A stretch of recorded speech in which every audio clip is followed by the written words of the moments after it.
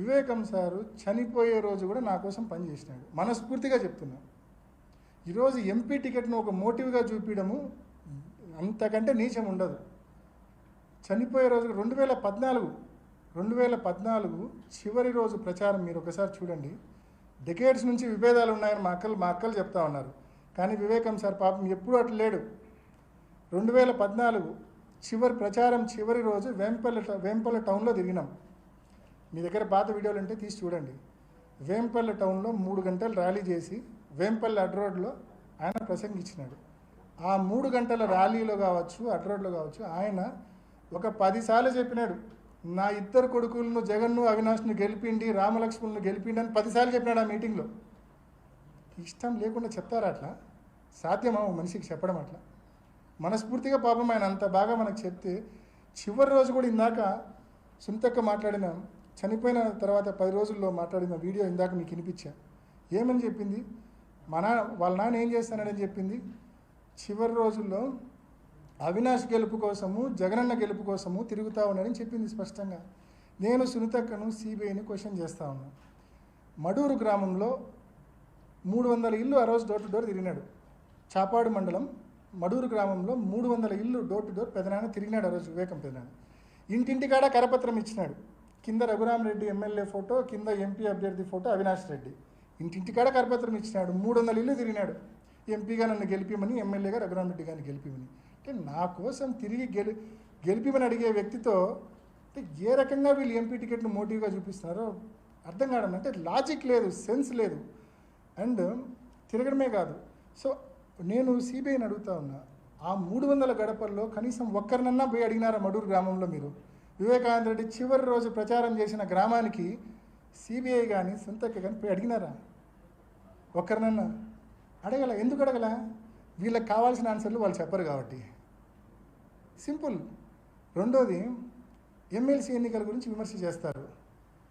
834 మంది ఓటర్లు ఉన్నారు అబ్బాయి ఎమ్మెల్సీలో ఏదో బ్యాక్ స్టాప్ చేసినామని నిందేసినారు. అంటే success has many fathers, failure is orphan అన్నట్టు ఫెయిల్యూర్ అయినప్పుడు ఈ రకంగా నిందలు పడతాయి అనుకోండి. ఇంత సిన్సియర్గా పనిచేసినా పడతాయి అనుకోండి.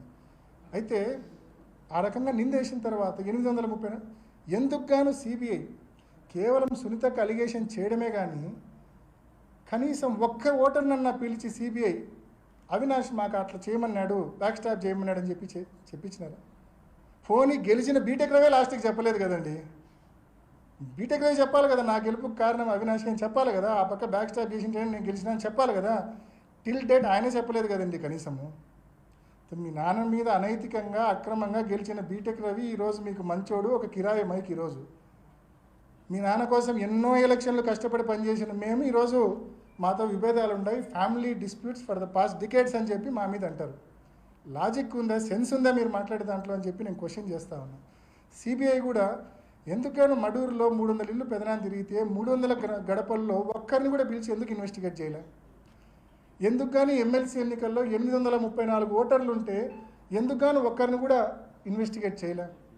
ఆ రోజు ఉదయం జమ్మలమడుగులో జీకే కొండారెడ్డి పార్టీ జాయినింగ్ నేను ఇంటికి పోవాలా, ఎందుకు కానీ కొండారెడ్డిని కానీ ఆ రోజు జాయిన్ అయిన వాళ్ళని కానీ ఒక్కరిని కూడా పిలిచి ఆ రోజు ఎంపీ రావాల్సి ఉందా లేదా అనేది ఒక్కరిని కూడా ఎందుకు ఇన్వెస్టిగేట్ చేయలే?